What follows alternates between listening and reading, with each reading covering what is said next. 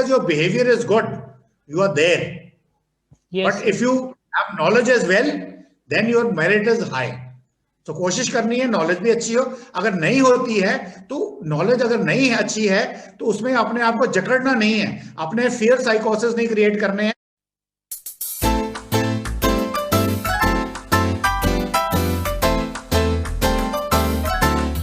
Jai to all of you and also a very heartwarming welcome to all of you to our YouTube channel All Purpose Tutorials. मैं हूं ऋतिक तिवारी और आज जो Indian army के officer हमारे साथ अपना एक्सपीरियंस शेयर करने वाले हैं उनका नाम है brigadier doctor Vijay Sagar Dhiman sir. Sir की पोस्टिंग 2011 में शिलोंग में हुई as head of national cadet corps eastern region में. और सर को वहाँ पे जब सर की पोस्टिंग हुई तो सर को बताया गया कि उनको 1 लाख से भी ज़्यादा एनसीसी कैडेट्स को ट्रेन करना है रिपब्लिक डे कैंप के लिए, लेकिन उस समय वहाँ की हालत कुछ ठीक नहीं थी. तो सर ने उसके बाद वहाँ पे कैडेट्स के साथ बहुत मेहनत की है और उसके बाद जो नॉर्थ ईस्टर्न रीजन था वो 17th पोजीशन से, जो कि लास्ट पोजीशन होती है, वो 7th पोजीशन पे आ गया रिपब्लिक डे कैंप में. उसके बाद आज 2020 में NCC directorate north eastern region contingent national champion है. उसके बाद सर की पोस्टिंग यूपी में हुई, उसके बाद सर की पोस्टिंग पंजाब में हुई जहाँ पे सर चैंपियंस बने 4 टाइम्स इन अ रो. और ये सर की जितनी भी एनसीसी की जर्नी थी इस पे 26 कैडेट सिलेक्ट हुए यूथ एक्सचेंज प्रोग्राम के लिए, 79 कैडेट सिलेक्ट हुए एसएसबी के लिए, 6 गर्ल कैडेट सिलेक्ट हुए माउंटेनियरिंग एक्सपेडिशन कैंप के लिए एयर विंग से एनसीसी के, और 4 कैडेट्स को मिला कमर्शियल पायलट लाइसेंस. इसी के साथ साथ सर एस्पिरेंट्स को एक साइकोमेट्रिक टेक्निक होती है उसके साथ सर हेल्प कर रहे हैं, जो कि एसएसबी में बच्चों को जो साइकोलॉजिकल टेस्ट होते हैं वो उसमें हेल्प करता है. aspirants sir start preparing for the SSB interview, sir, but they neither know the correct way of preparing for SSB interview nor they know the correct approach for preparing for an SSB, sir. So sir, how should be the preparation for an SSB interview? देखो, first of all जब आपने written के लिए exam के लिए तैयारी करनी है आप कम से कम 3-4 महीने पहले तैयारी शुरू कर देते हो. Yes sir. और एसएसबी की जहां बारी आती है आप वेट करते हो कि रिटन एग्जाम का रिजल्ट आएगा तो मैं एसएसबी की तैयारी शुरू करूंगा. Yes sir, yes sir. Which is not correct. अगर आप 4 महीने पहले 2 पेपर्स की तैयारी करते हो आप सोचो कि 2 नहीं 3 पेपर्स हैं, तीसरा पेपर एसएसबी है, तो आपने एसएसबी की तैयारी भी उतना ही समय पहले करनी है. आई वुड रिकमेंड कि अगर आप 6 महीने पहले तैयारी करो तो अगर आपके अंदर कुछ कमियां हैं, कुछ रफ एजेस हैं तो वो निकल जाएंगे. Yes sir. क्योंकि एसएसबी में तैयारी में मैं बच्चों से पूछता हूं कि तैयारी कैसे कर रहे हो. सर हम टैट की प्रैक्टिस कर रहे हैं, सर हम डब्ल्यूटी की प्रैक्टिस कर रहे हैं, सर मैं देख रहा हूं जीपी कैसे, सर ग्रुप डिस्कशन की तैयारी कर रहे हैं. सबसे पहला बात है अगर आपने तैयारी करनी है तो आपको पहले सिलेबस तो पता होना चाहिए ना. Yes sir. सिलेबस क्या होता है? Syllabus is those 15 qualities. Factor 1 2 3 4: planning and organization, social adjustment, social effectiveness and your dynamism. अब जब ये आपको 15 क्वालिटीज समझ में आ गई, अब ये 15 क्वालिटीज कैसे टेस्ट होती हैं, वो 17 बार जो आपका टेस्ट होता है. साइकोलॉजिस्ट आपके 5 टेस्ट लेता है, 4 साइकोलॉजिकल टेस्ट और 1 पीपीटीटी के अंदर 5. Yes. उसके बाद आपका जीटीओ आपके 9 टेस्ट लेता है और उसके बाद आईओ जो है आपके 2 टेस्ट होते हैं आईओ के, एक आईओ का इंटरव्यू, एक कॉन्फ्रेंस और इसके अलावा एक ओआईआर. तो टोटल 17 टेस्ट आपके होते हैं. उस हर 17 टेस्ट में 15 की 15 क्वालिटीज हर टेस्ट में देखी जा रही हैं. तो सबसे पहले आपको ये समझना है. दूसरा, वो क्वालिटीज अगर आपके अंदर नहीं है या हैं और आपने अपने दिमाग में वो जो फियर्स पाल रखे हैं, वो जो स्टेज फ्राइट है आपके अंदर कि मैं यहाँ आया हूँ, किसी को जानता नहीं हूं, मैं कैसे इसको ओवरकम करूंगा, ये सब आपके फियर्स हैं. ये सब फियर्स निकालने के लिए, या अगर कोई क्वालिटी आपके अंदर कम है, मान लो आपने बचपन में जब आप आए स्कूल से तो मम्मी ने थप्पड़ मार के बोला बैठ के पढ़ो 100 मार्क्स लाने हैं, तो अगले दिन आप फिर स्कूल से आते ही खेलने जाने लगे, फिर थप्पड़ पड़ा, बोला चुप करके बैठो पढ़ो, तो आप पढ़ना बैठ गए और आपके 100% मार्क्स आ भी गए, तो आपको टीचर्स ने बहुत शाबाशी दी, तो आपके दिमाग में बैठ गया कि भाई स्कूल से आता ही ना बैठ के हमने पढ़ाई करनी है, खेलने नहीं जाना है. Yes, अब नंबर भी आ गए, आपकी शाबाशी मिलनी शुरू होगी, आप और इनकरेज होते गए, बट अल्टीमेटली क्या हो गया, आपकी सोशल अडेप्टेबिलिटी बिल्कुल खत्म होगी। Yes sir. आप 100% मार्क्स लाते हैं, जेई में AIR1 आता है आपका, but then when it comes to meet others you are zero. आपने कभी पिक्चर नहीं देखी, घूमने नहीं गए, आपने एक्सकर्शन नहीं करी, तो जब आप फौज में जाओगे, एक लीडर बनोगे, तो आप टीम को कैसे लीड करोगे? यस अगर आपको मान लो सिलेक्ट कर लिया जाता है कि आप बहुत ब्रिलियंट हैं नंबर लाने में, सियाचिन में बैठे हैं, 4 आदमी की एक टुकड़ी होती है जो एक पोस्ट पे बैठती है 3 Yes, महीने sir. के लिए, अगर आप उनसे बात ही नहीं करोगे तो क्या करोगे? साइकोलॉजिकली पागल हो जाओगे। इसलिए वो क्वालिटी आपकी खत्म होगी। अब ये साइकोमेट्रिक्स है, कैसे हुई, इसका NLP का तरीका है, कम्युनिकेशन मॉडल है, आपकी साइकोलॉजी में कैसे पेनिट्रेट करना है। तो वो मैं, अगर आप मेरे साथ जुड़ते हो तो मैं साइकोमेट्रिक्स एनालिसिस करके आपकी जो ये क्वालिटी है, ये NLP के टेक्निक्स के हिसाब से आपके अंदर डाल सकता हूँ। तो उसके लिए समय चाहिए। वो आप 15 दिन की जो ट्रेनिंग अकेडमीज आपको सिखाती हैं मार्केट में, आपसे 20,000, 25,000, 30,000 रुपए लेकर के, वो 15 दिन में नहीं हो सकता। उसके लिए समय चाहिए, और समय के अलावा आपके ऊपर 1-to-1 टोकमा ट्रेनिंग चाहिए, 1-to-1 ट्रेनिंग जो मैं करूंगा, मैं करता हूं। तो वो उससे आपका जो साइकोलॉजिकल फियर है वो दूर हो जाएगा और आप लोगों से मिलना शुरू कर दोगे। तब आप, जब ये क्वालिटी आपके अंदर आ गई, अभी चाहे आप TAT लिख रहे हो, चाहे आप SRT लिख रहे हो, चाहे आप GTO के ग्रुप टेस्ट कर रहे हो, या आप GP में एक बैठ के बात कर रहे हो, PPDT में डिस्कशन कर रहे हो, या ग्रुप डिस्कशन में कर रहे हो, तो यानी कि यहाँ स्नेक रेस में इकट्ठे चल रहे हो, कहीं पे भी जा रहे हो, तो ये सारी की सारी वो अडेप्टेबिलिटी अपने आप बाहर आएगी। किसी को सिखाने की जरूरत नहीं है, आपको बताने की जरूरत नहीं है कि ये सवाल पूछा जाएगा तो अडेप्टेबिलिटी में ये आंसर देना, वो बताने की जरूरत ही नहीं है, वो अपने आप होएगा। Yes sir. और उससे आप रेकमेंड हो जाओगे। Sir, and sir, please let me know about your psychometric techniques or classes. I'll include that in the description, all the links, if there are any links. Sir, please let me know. I'll include all those links in the description. No, there are no, I'm not running NLP psychometrics classes. That Yes, is sir. for people if somebody has to become a specialist. As Yes, far as sir. you all are concerned, I'll use the techniques with you. Yes, For sir. example, I give you, what I'll do is I'll make you understand कि इसका model है क्या, जिस model से वो quality आपके अंदर कम आई है या नहीं आई है, उसी मॉडल से हम उससे उसी क्वालिटी को वापस डालेंगे। Yes, और उसको sir. करने के लिए कुछ टेक्निक्स हैं। जैसे मान लो आपने अगर TAT लिखना है, अगर आपने पिक्चर लिखनी है, आपको मैं बोल रहा हूं कि पहली पिक्चर जो मैं आपसे लिखवाऊंगा with the help of 4 templates, वो मैं आपसे लिखवाऊंगा आधे घंटे में, 30 मिनट्स 1 पिक्चर। मैं आपसे वो 30 मिनट में एक पिक्चर परफेक्ट करवाऊंगा, जिसमें 15 की 15 क्वालिटीज अंदर आएंगी। Yes, sir. जब आपको वो प्रोसेस समझ में आ जाएगा कि इस तरीके से लिखने से ये ऐसे TAT की स्टोरी बनती है जो साइकोलॉजिस्ट ने पढ़नी है, ताकि वो आपका जो इनर डीप स्ट्रक्चर है उसको रीड कर सके, आपके सबकॉन्शियस माइंड को रीड कर सके।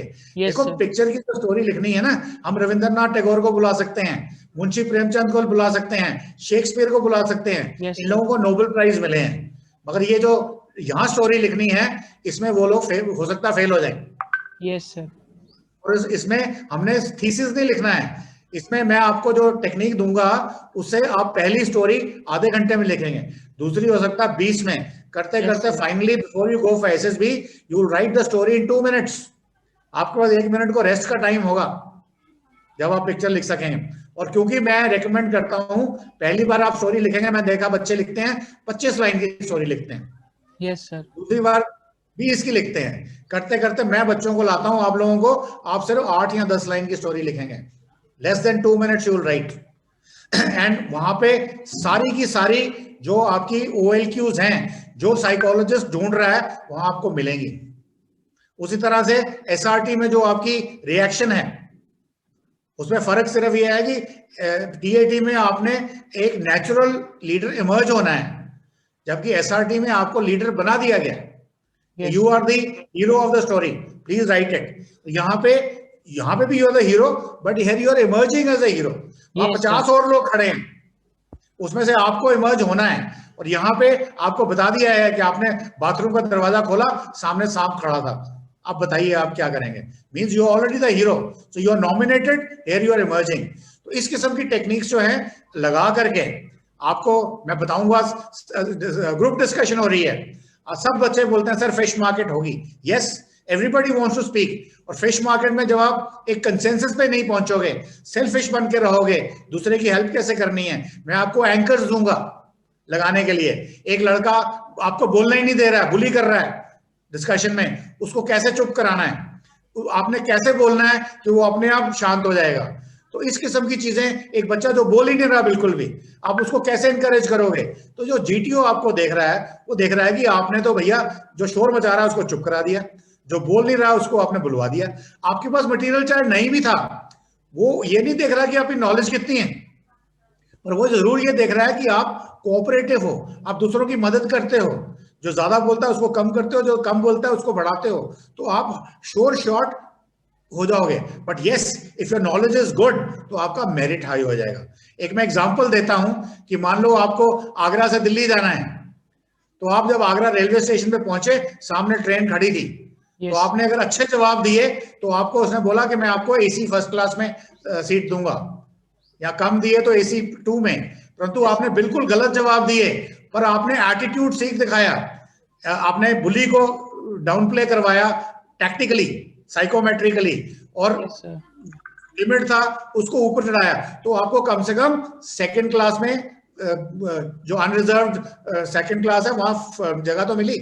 क्योंकि आप कम से कम दिल्ली तो पहुंचे, आपने ट्रेवल किया स्लीपर क्लास में, सेकंड क्लास में, और जो बंदा जिसके पास नॉलेज भी अच्छी थी, उसने ट्रैवल किया एसी फर्स्ट क्लास में, पहुंचे दोनों। जब आप दिल्ली पहुंच गए, एकेडमी आपने ज्वाइन कर ली, उसके बाद नहीं फर्क पड़ता कि आप स्लीपर क्लास में आए थे या एसी फर्स्ट क्लास में आए थे, it is all equal. Yes, sir. So if you understood this, simile of mine, as long as your behavior is good, you are there. Yes, but if you have knowledge as well, then your merit is high. तो कोशिश करनी है knowledge भी अच्छी हो। अगर नहीं होती है तो नॉलेज अगर नहीं है, अच्छी है, तो उसमें अपने आप को जकड़ना नहीं है, अपने फियर साइकोसिस नहीं क्रिएट करने हैं कि आपको कोई ट्रेन के ऊपर, फुटबोर्ड के ऊपर भी जगह ना दे। अगर फुटबोर्ड पे भी जगह मिल जाती है, आप 2.5 घंटे में दिल्ली पहुंच जाओगे। Yes sir. तो इसलिए जगह चाहने के लिए आपने डरना नहीं है, जैसे ही डरे आपको ट्रेन से नीचे उतार देंगे। अगर आप डरे नहीं, अगर आपको नहीं आता, बोलो सर मेरे को नहीं आता, आई एम सॉरी, मैं पता कर लूंगा, तो वो भी राइट आंसर है। मीन्स के वो बोलेगा अच्छा बेटा तू आके ना जनरल क्लास में बैठ जा, स्लीपर क्लास में बैठ जा, और अगर आता है तो वो आपको एसी 3 में या एसी 2 में, एसी 1 में बैठाएगा। So that is the difference. So you should not have any fears about your own capability. अगर सिर्फ होना थी, खुल के बोलना है, जैसे आप अपने पापा के सामने बोलते हो, टीचर के सामने बोलते हो, या कहीं पे भी गए, so what is an interviewing officer, वो आपसे ऐसा कोई सवाल नहीं पूछेगा जिसका जवाब आपको नहीं आता होगा, और वो भी ग्रेजुअली वर्कआउट करेगा। सिमिलरली जीटीओ आपको ऐसी कोई सिचुएशन नहीं देगा जो आपसे नहीं होती होगी। और साइकोमेट्रिक्स में एनएलपी का प्रिंसिपल ही, एक प्रीसपोजिशन यही है कि अगर एक आदमी कर सकता है तो कोई भी कर सकता है। Yes sir. अगर आपने अपने आसपास वो एक आर्टिफिशियल फियर्स नहीं क्रिएट किए हुए हैं। Okay okay sir. And sir, as you know that there are many tests in an SSB interview, so sir, when one can say that he is now prepared for the SSB interview? I would say moment you understand those 15 qualities, अगर आपको सही मायने में समझ आई हैं, अगर आपको वो 17 टेस्ट जो हैं वो सही मायने में समझ आते हैं, और आपके दिल में कोई डर नहीं है, तो you are ready for SSB interview. अगर आप यही सोचते रह गए कि मेरे फिजिक्स के सिलेबस में 15 चैप्टर्स थे, 10 चैप्टर मैंने तैयारी कर ली, 5 का समय नहीं मिला, अगर 5 में सवाल आएगा तो मुझे नहीं पता क्या जवाब देना है, अगर ये माइंडसेट रहेगा तो you are not ready. Yes sir. आपको पता होना चाहिए कि 17 टेस्ट हैं, 15 क्वालिटीज हैं। क्वालिटीज मैंने स्टडी कर ली हैं, मैंने पता कर लिया है कि हर सवाल जो पूछा जाएगा, क्योंकि क्वेश्चंस ऑलमोस्ट पता होते हैं कि उसने पूछना है मेरे बारे में, उसने पूछना है अपने पेरेंट्स के बारे में बताइए, अपने घर के बारे में बताइए, स्कूल के बारे में बताइए, तो बताइए उसको। Yes sir. आपको झूठ बोलने की जरूरत नहीं है, सच बताइए।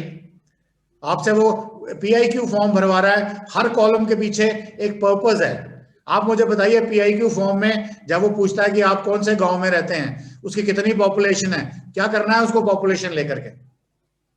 उसको करना ये है कि उसको हो सकता है आपके गांव का नाम पता नहीं है, अगर पॉपुलेशन पता है तो उसको पता है कि आप गांव से आते हैं, शहर से आते हैं, मेट्रो से आते हैं, तो वो उसके हिसाब से आपकी जो बैकग्राउंड है उसको असेस करेगा कि इसको सवाल कैसा पूछना है। बैकग्राउंड असेस करने के लिए ऐसा नहीं है कि आप पास हैं या फेल हैं, आपकी बैकग्राउंड के हिसाब से सवाल पूछा जाएगा। आपसे उसने पूछा कि आपके फादर की इनकम क्या है, आप बोलो मैं दिल्ली में रहता हूं, उत्तम नगर का निवासी हूं, यहाँ लखनऊ में रहता हूँ, गोमती नगर में। आपके फादर हो सकता है रिक्शा पुलर हूँ। जब आपने लिखा मेरे फादर की इनकम 5,000 या 10,000 रुपीज अ मंथ है, ही अंडरस्टूड फिर रहने वाला तो लखनऊ का है और फादर की income is 10,000। That means he does not come from a very high background. अब जब इसको सवाल पूछना है बच्चे को, तो वो हाई बैकग्राउंड वाला सवाल नहीं पूछना है। इसका मतलब आप किसी सरकारी स्कूल में पढ़े हो 90%, या हो सकता है आपके फादर पियोन थे किसी पीएसयू में, हो सकता है वहां जो पीएसयू के स्कूल होते हैं वो अच्छे स्कूल में आप पढ़ गए, वो आपके लिए पॉजिटिव एक चीज है। तो इसलिए वो असेसमेंट करने की कोशिश करते हैं। एनसीसी में अगर आप गए हैं तो वहां एनसीसी की क्यों पूछा जा रहा है? जो मोमेंट आपने बोला एनसीसी या एनएसएस या ऐसा कुछ आपने बोला मैं क्रिकेट में रिप्रेजेंटेशन किया है, तो आप समझो कि आपकी आधी लड़ाई ऑलरेडी विन हो गई। उसका रीजन ये है क्योंकि फर्स्ट ऑफ ऑल अभी वो सवाल आपसे इन्हीं के बारे में पूछेगा, और ये तो आपने करा हुआ है, तो इसके बारे में सवाल का जवाब देने में आपको कोई तकलीफ होगी? नहीं सर, नहीं होगी। तो इसका मतलब आपने सिलेबस आउट कर दिया है, आपने सही चीज बता करके, ठीक है। तो इसीलिए मैं कहता हूं कि अगर आपने एनसीसी भी नहीं करी, गेम्स भी नहीं खेली, कुछ भी नहीं करा, कम से कम जब वो स्पोर्ट्स का कॉलम बोल रहा है या इस किस्म की हॉबीज का कॉलम बोल रहा है, बोलो मेरी हॉबी है गली क्रिकेट, स्पोर्ट्स में मैंने गली में क्रिकेट खेला है, विश्व अमृत खेला है। मेरी हॉबी है अमरूद खाना, पेड़ में जाके तोड़ के, चोरी करके बोल दो, वो उसमें बुरा नहीं मानेगा। चोरी करना बुरी बात है, ऐसा कोशिश करना अवॉइड करना, बट अगर बाई चांस खुदा ना खास्ता आपने बोल दिया, that means you are social, you are planning, you are strategizing कि अमरूद चोरी करना, बाग में तोड़ने जाना है, कैसे तोड़ना है। एक किसी की ड्यूटी लगाओगे, भाई तू सेंट्री है, किसी को बोलोगे तू मेरे को भैया उठा के फेंस क्रॉस करना, मींस आपने एक कोलैबोरेटिव काम किया है, you are fit for the army. But चोरी वाला नेगेटिव को चीज को नहीं लेना हमने। I am just giving example कि कोई भी काम करना है तो you are already collaborating, you through, you are the material you wanted. Yes sir. बाकी क्या होता है एनडीए में वो मैं आपको बाद में बताऊंगा, बट यहाँ पे आपको हर चीज को अंडरस्टैंडिंग करनी है कि why a question, why a situation, why it is being put through to you, और उसको उसमें वो 15 क्वालिटीज कैसे ढूंढी जा रही हैं, और वो 17 जो चीजें हैं उनसे फेमिलियराइज करना है कि ये ना हो कि all of a sudden WT पूछे आप पहले समझ नहीं, हालांकि वो आपकी ब्रीफिंग पूरी करते हैं, जब तक आपके सारे डाउट्स क्लियर नहीं होते वो आगे नहीं चलते। परंतु अगर पहले से तैयारी कर रखी हो, एसडी बना के रखा हो, और जो अपना पीआईक्यू फिल करने की तैयारी करके रखी हो, तो ऐसे चीजें एसआरटी की प्रैक्टिस करके रखी हो, टीएटी की प्रैक्टिस करके रखी हो, थोड़ा बहुत ऑब्स्टिकल्स के बारे में पता हो, अगर आप लकी हैं तो ऑब्स्टिकल्स पे जाके आपने एक्चुअली जंप किया है, या फिर आपने जीटीओ के जीपी की प्रैक्टिस की हुई है, ग्रुप डिस्कशन की प्रैक्टिस की हुई है, वो एंकर्स जो मैं आपको सिखाता हूँ वो रेडी हैं। अगर आपने वो सब कर रखा होगा तो आपके लिए जो लाइफ है और आसान हो जाएगी, फिर आप बोल सकते हैं कि yes I am ready for SSB interview. Okay sir, okay sir, so that was all for today, and again sir, thank you so much for coming on our channel for this interview. So thank you, Ritik. I hope you let others, boys and girls, know about it, because Yes, I sir. would love to have maximum boys and girls, coming for serving the motherland. आज हमारी देश में 10,000 junior officers की कमी है, Yes, और हमारी sir. Academy की जो कैपेसिटी है, एनडीए, आईएमए, ओटीए, इसमें कभी भी पूरे कैंडिडेट्स नहीं भर पाते हैं क्योंकि बच्चे एसएसबी नहीं क्लियर कर पाते। Yes sir, I know that sir. Clear नहीं कर पाते कि वो एसएसबी को समझते नहीं है, वो समझते हैं एसएसबी भी एक दूसरे इंटरव्यू की तरह है जहाँ सवाल पूछे जाएंगे, आंसर ठीक होंगे तो पास, गलत होंगे तो नहीं। बट यहाँ पे आपका एटीट्यूड देखा जा रहा है, आपकी ट्रेनेबिलिटी देखी जा रही है, देखा जा रहा है कि आपको जो आर्म फोर्सेस में जाने के बाद, ऑफिसर बनने के बाद जो आपने एक बनना है, ऑफिसर बनना है, आपने लीडर बनना है, आपने मैनेजर नहीं बनना है। तो as a leader can you lead a body of troops? Yes sir.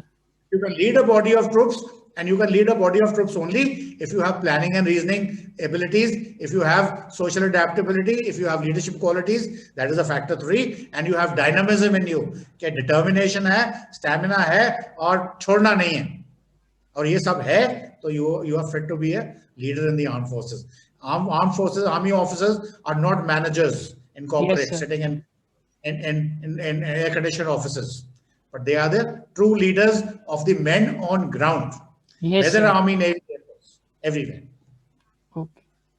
Thank you very much. I think you've given me this thing, and I hope this message carries down to as many youth of the country as possible. Thanks. Yes, Thank sir. you very much. Okay, sir.